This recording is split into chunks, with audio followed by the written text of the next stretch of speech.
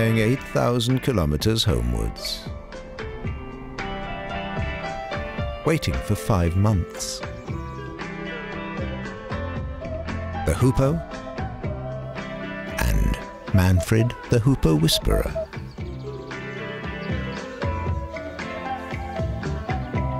This amazing bird was an endangered species.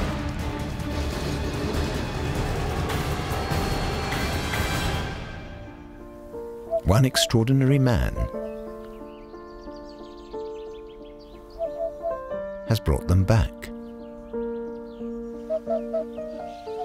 And they know it.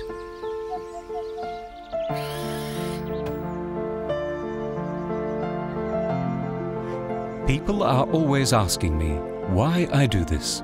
I just say, a hoopoe never asks me that question. The comeback of a unique bird.